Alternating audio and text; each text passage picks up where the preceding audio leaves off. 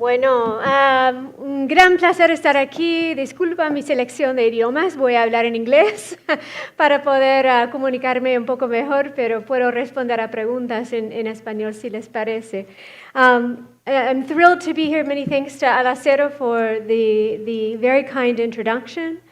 My intent today, and I think it will be very complementary to the presentation that you've just received, is to talk a bit about developments in China's steel sector and how those interact with global policy, whether from the United States, from Latin America, other parts of the world. What has been the effect of all of this and all of these developments on the political economy in various countries and also on trade policy, essentially globally. The story of China's steel industry is one of overcapacity, as we all know, and as we've just seen. It's also one, as we've just seen, of massive exportation over time and growing exportation, at least in the next couple of years, depending upon whether we see a decrease in this trend in the coming years, as was noted. And it's also a story of decades of efforts on the part of Chinese state and Chinese party officials to address what are deep concerns about overcapacity, not just in the steel sector, but in other sectors, and also growing concerns about the effect of China's export policy. This is obviously a tremendous problem for those who are receiving these massive exports, and especially those who are competing with China in certain industries.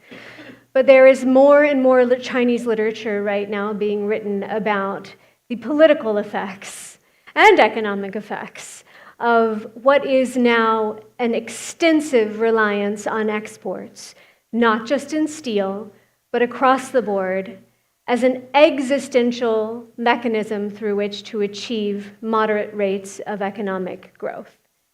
There is no other option. Domestic investment is not an option anymore, at least not to the extent that it was in the past.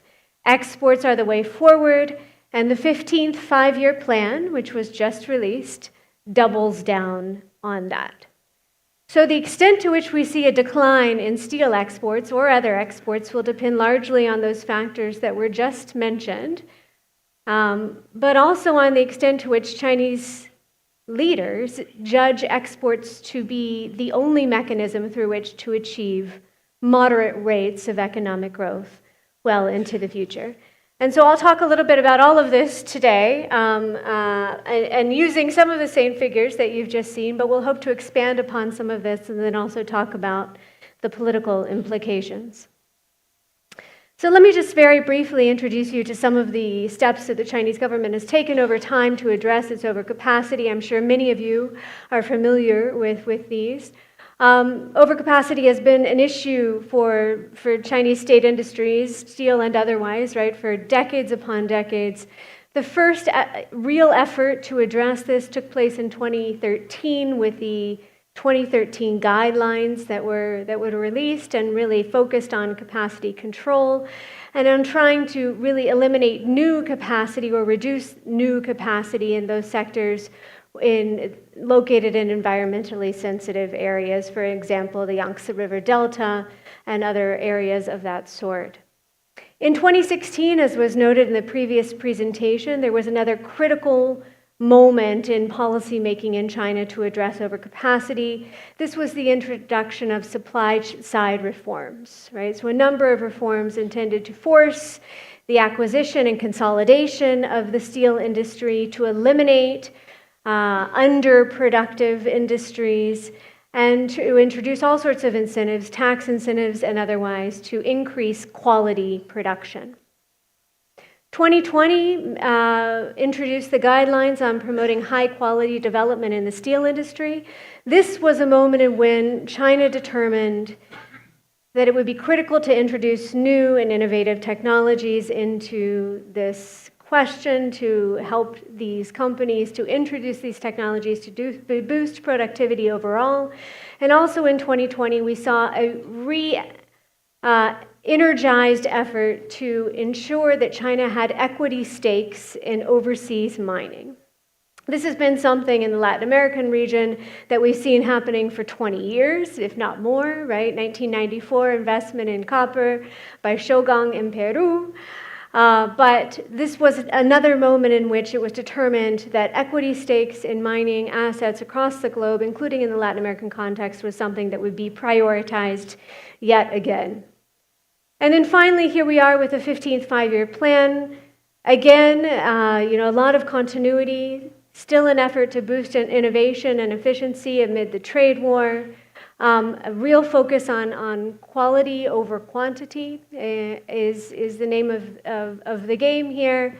And then also, as was mentioned in the previous presentation, this is going to be a moment in which China is going to try to generate domestic demand for steel.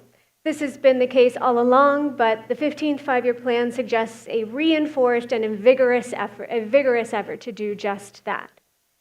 Unfortunately, the steel industry in China has met the 15th five-year plan with a lukewarm reaction. It does not generally believe that China is going to be able to develop or needed to meet expectations for production this year or next year. And so exports will still be something that these industries will have to rely upon, pending intervention by the state.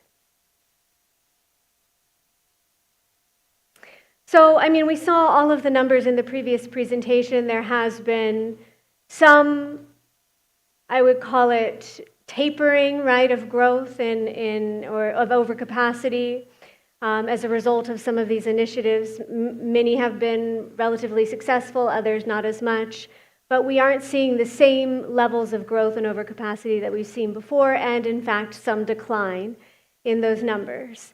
At the same time, we're seeing massive exports, right, of steel, and this is no surprise to anyone here, and not just steel, but steel-related products. So direct steel and indirect steel exports is the story.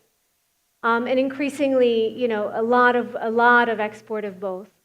And certainly, this was articulated very clearly in OECD findings of a study on this very trend in 2024.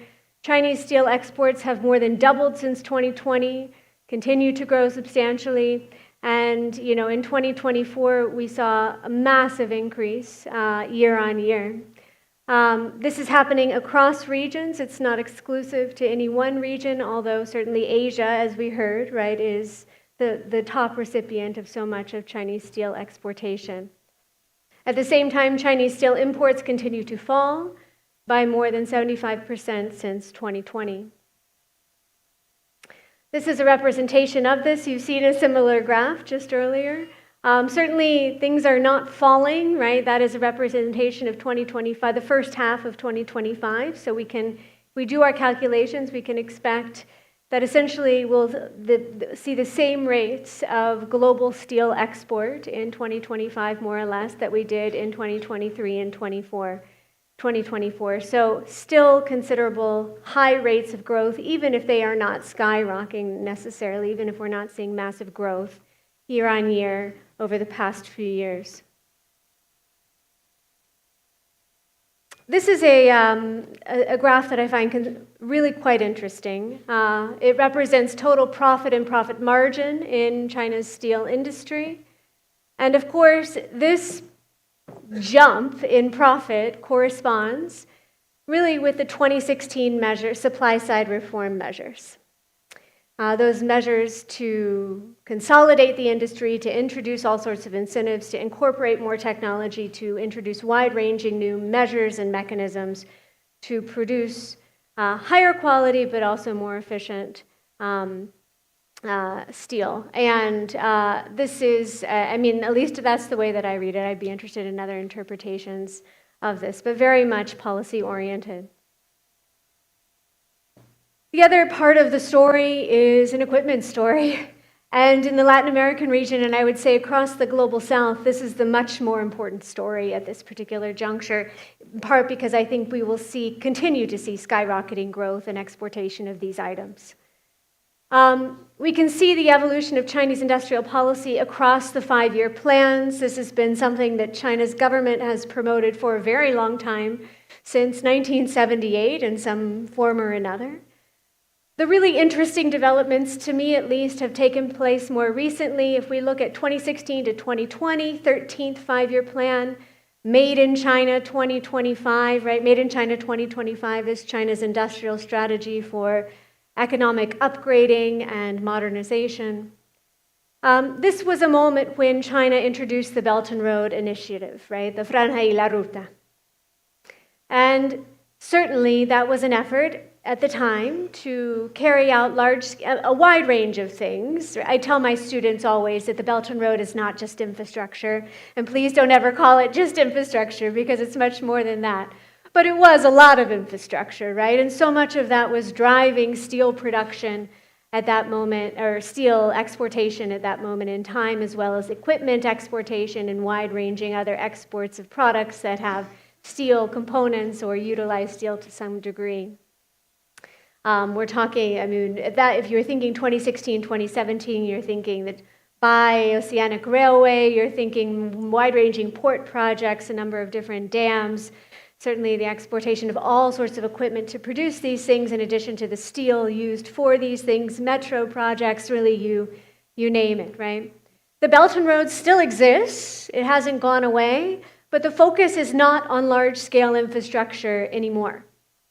The focus is on a different type of investment and a different type of exportation, largely focused on emerging industries such as energy transition, right? Digitalization and data and wide-ranging other things that also incorporate steel in some form or another. Electric vehicles, really, you name it.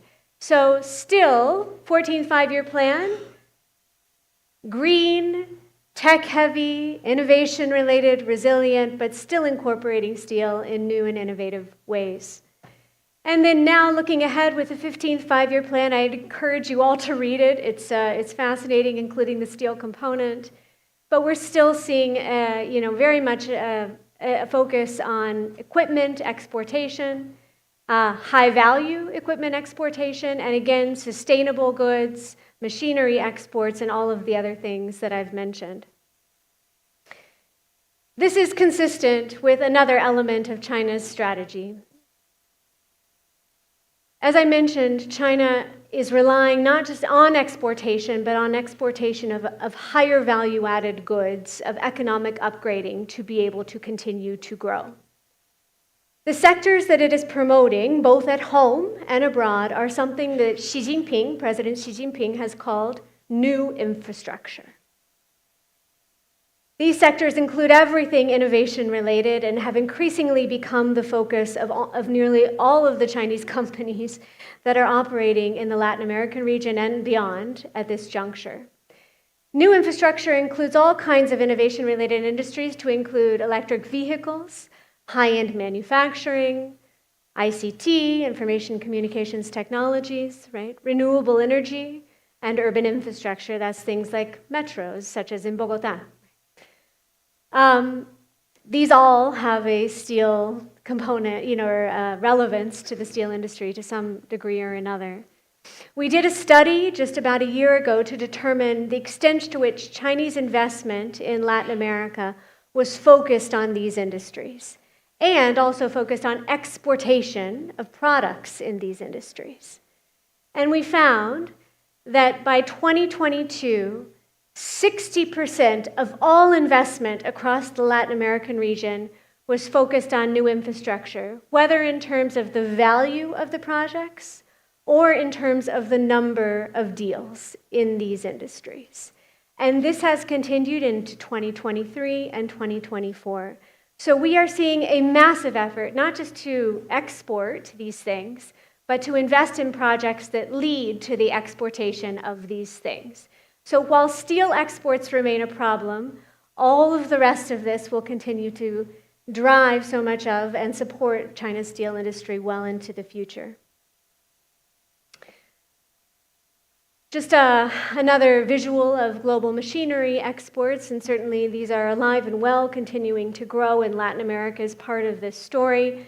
This is the first half of 2025 represented at the end, so we can imagine continued growth in that area, and so growth overall You saw this in the previous presentation. In the Latin American region, again, this is a bit of a repeat, but I want to point out one thing. China's steel exports to Latin America, right, and China's machinery exports to Latin America. You see a really interesting jump here in 2021. I think there are a number of ways to interpret this, but that was the year when China's property bubble popped. And that was the year when China determined it could no longer rely on domestic investment for economic growth. So then what? Exports.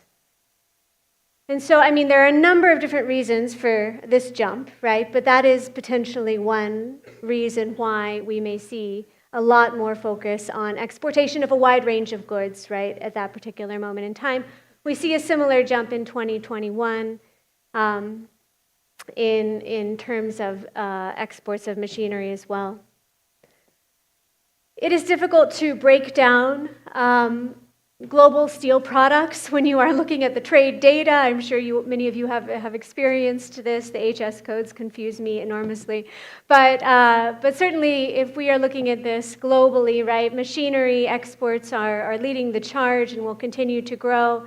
The black line is just part of 2025, followed by steel products, manufactured steel goods, of course, and then automobiles. In the Latin American region, I apologize for the black line. It looks like my daughter scribbled on the slide. But it's supposed to represent year-on-year growth here and does very little to achieve that.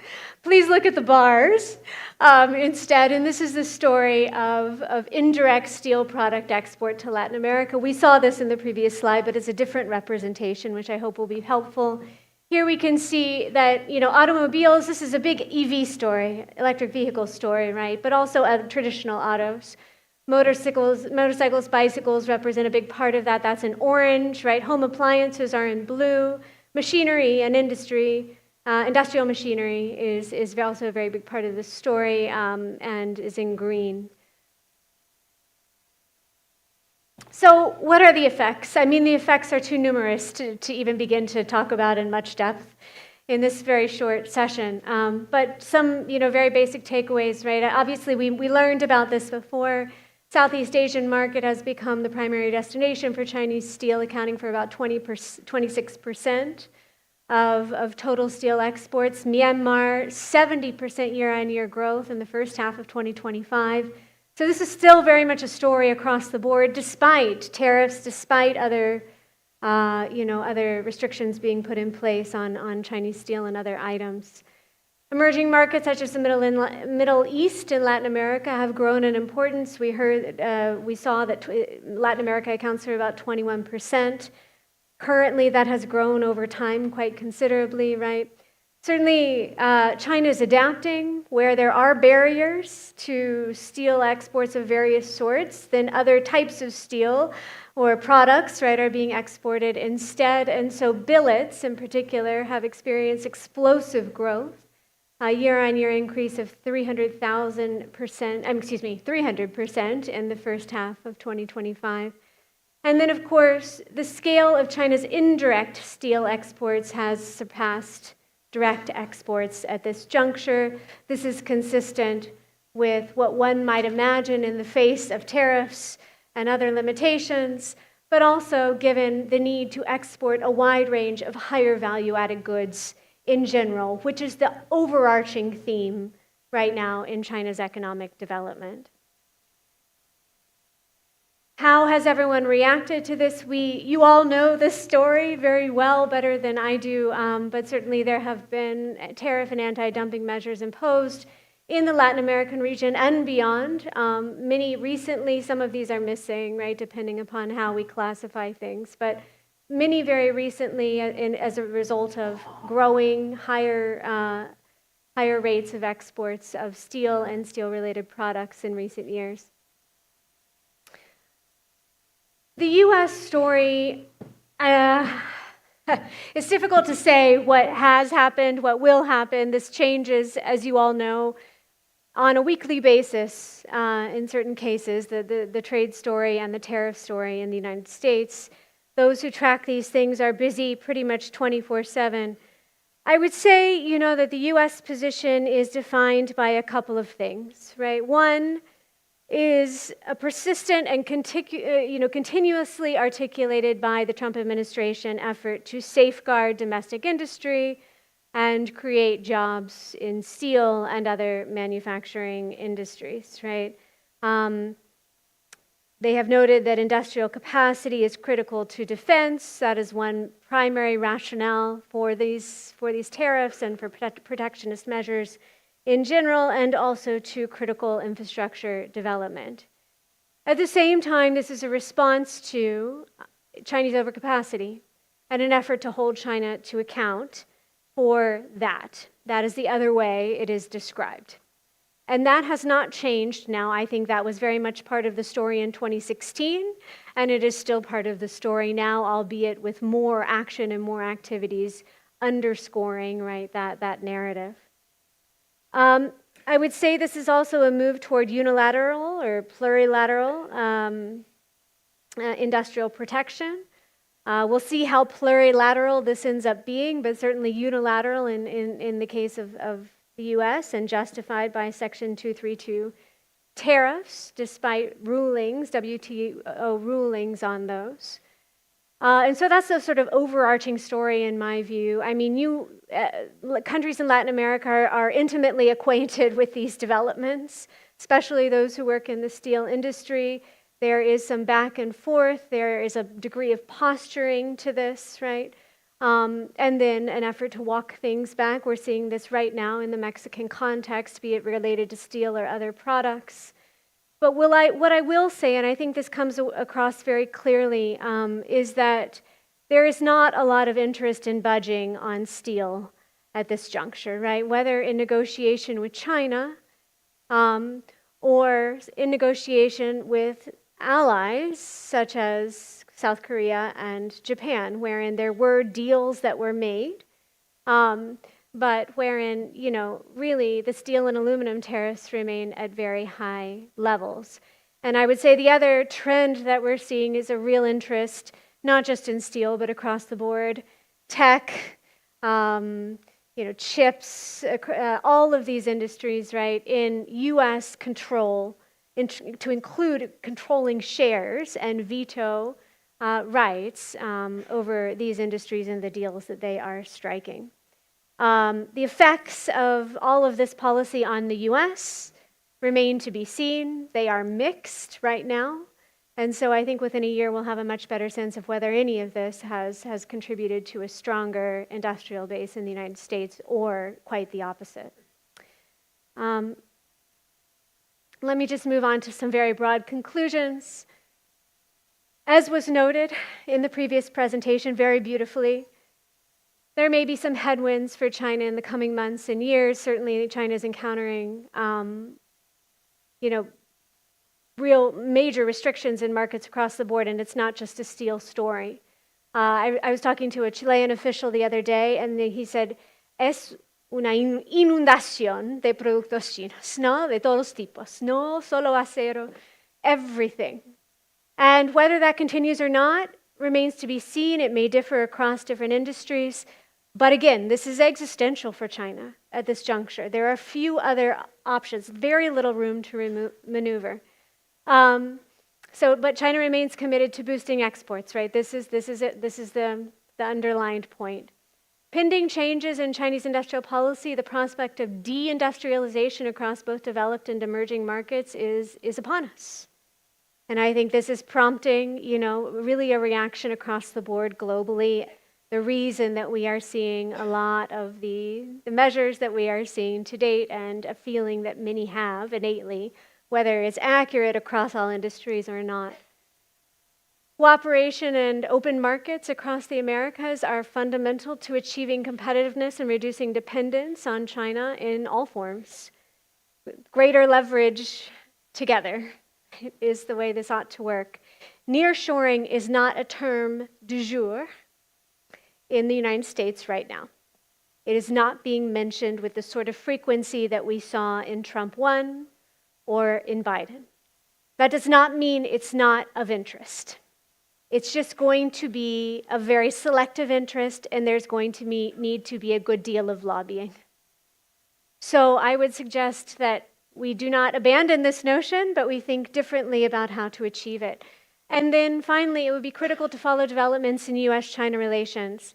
US-China relations are at a very different moment right now in the United States. Things seem to be getting worse, and yet at the same time, there's a perception of an opening. That there is more openness to actually talking through the prospect for agreements, for deals, for cooperation in certain areas than there even has been in the past 5 years. And so what that would mean, whether there will be a new deal that, for instance, involves investment in the United States, is something that's worth following. It could have wide-ranging implications and indeed distinct implications across sectors and for specific countries. And so I'll leave it at that, much to think about, and thank you so much for the opportunity. Thank you very much, Margaret, for this presentation. We have some questions for you. Sure. So if you want to take the chair, because we have like 10 minutes for questions. Okay, the first one is,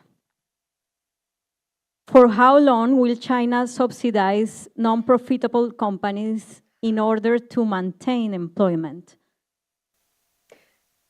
Right, so that's the real question. I mean, these state-owned enterprises, whether it's steel or many others, right? They're the foundation of the system back to Deng Xiaoping, back to Mao, and way before even, right? I mean, they've been there for the longest time. They are jobs programs in many ways. They are the social safety net for a massive portion of the Chinese population. And so it's one thing to say that, you know, if these companies become non-competitive, if there are barriers to exportation, that China takes these companies offline. But the decision is not that simple, right? Because obviously there would be massive social implications for that. So I think, I mean, it's hard to say. My sense is that China remains committed. They could have done this a while ago, right? And have not. And so I think remains committed to keeping the steel industry alive for strategic purposes, for social reasons, but to trying to continue to introduce reforms to consolidate, to add technology that improves efficiency, to introduce new measures that naturally reduce capacity because they are environmentally focused, all of these things. But I think the subsidies will continue in part because a lot of these state-owned enterprises, they're more than just companies, right? They are jobs programs.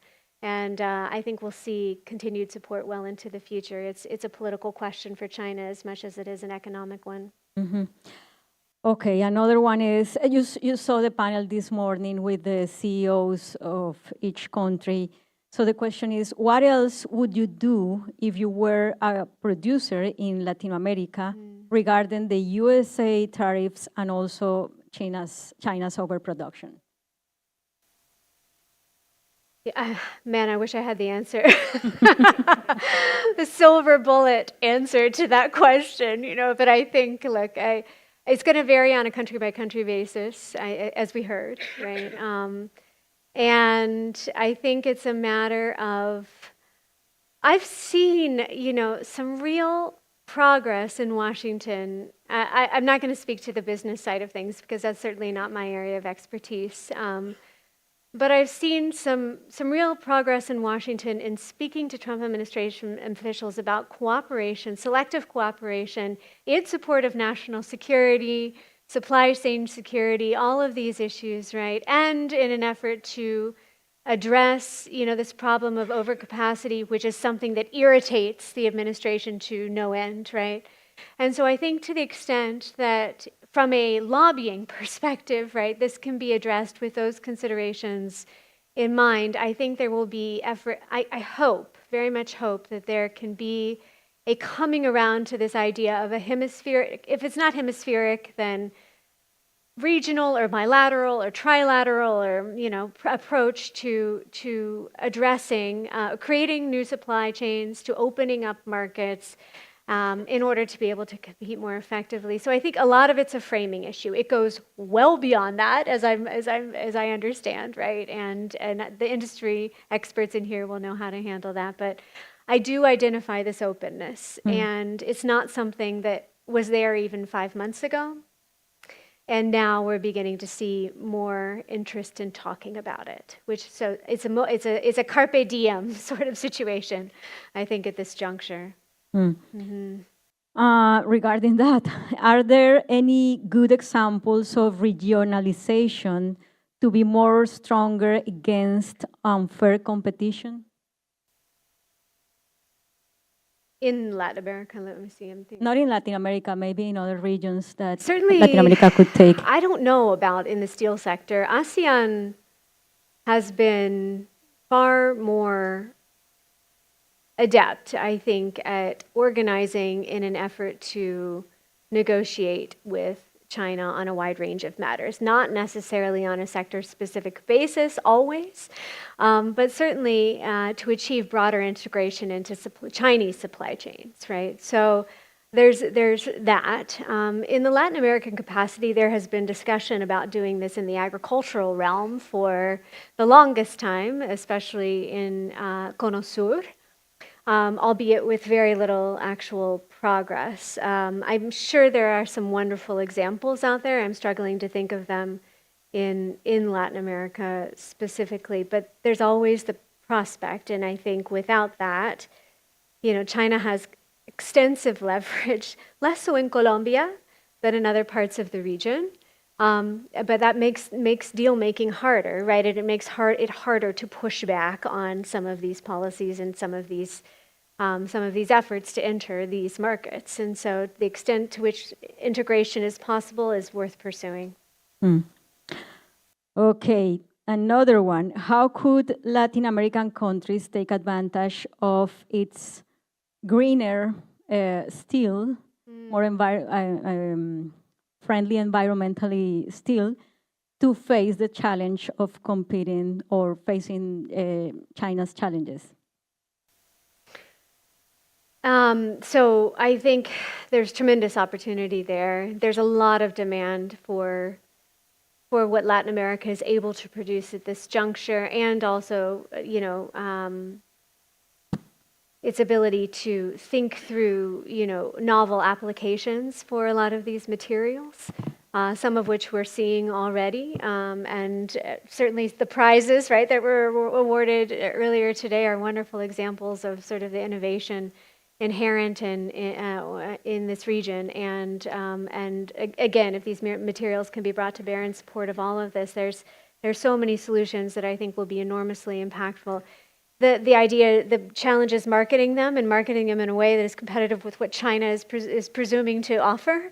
Certainly, it's talking about some of these products as well and new solutions. And so I think, frankly, regionally, to the extent that these can be marketed regionally in the United States, also, especially to the extent that tariffs and other issues can be resolved, it would be of tremendous interest, especially at the municipal level, where so much is happening right now in the way of development. And although the overarching national agenda is not one of sustainability, or the local ones are, and would be of tremendous. These products would be of tremendous interest, I think, in wide-ranging construction projects across the region and certainly in the U.S. Okay, and how about the key messages for the audiences, for the consumers, in terms of what they buy, taking into account that many people is looking for EV cars and they are coming from China and they are good quality, but maybe the consumer is not thinking about what is behind of this regarding this industry. What are the key messages? Yeah, I think, firstly, there's an important distinction to be made between steel and some of these other industries. With steel, China has a little bit more room to maneuver from a policy perspective, right? You can get rid of the bad industry, the bad companies, right? You can get rid of the underproducers When it comes to EVs, and when it comes to solar, and when it comes to batteries, those are what China calls the main three, right? The Xinjiang is what they call them, and those are the ones that have been promoted heavily, right, in recent years in Latin America and elsewhere. There aren't any inefficient companies anymore, and they're making zero profit. So what do you do with those? I don't know, as a Chinese policymaker, how in the world you manage that industry at this particular junction. Involution has created this situation where there's such competitiveness between these Chinese companies that they are at a point where they're selling for nothing and there is no profit. That's not necessarily the case with steel. So on this question of EVs, right, I think that's one where we may actually begin to see a little bit more movement or higher prices or less of an effort to export, at the same levels as before, in exchange for other things, pharmaceuticals, other kinds of industrial machinery, other things that China's promoting in the new 5-year plan. So take a look because they're all listed there, right? Some of them are steel related. But yes, I mean, for consumers, it's a matter, obviously, one has to think through, first of all, it's a matter of governments making policy that is either in support of or against the infusion or the sort of inundación de esos productos. So do they believe that this is a good thing for the country or not, good thing for consumers or not, and are tariffs something that would be justified for all of these things? On the other hand, as a consumer, one can make a choice, right? For many, it's going to be a price-based choice, and that's simply that. For others, maybe there will be consideration that diversification, that buying from other companies, including those domestic companies, is something that's really of value and critical to uplifting and upholding a strong manufacturing base here in the region. Margaret, thank you very much for these important messages, and we are so glad that you are here. Thank you very much. Por favor, un aplauso para Margaret.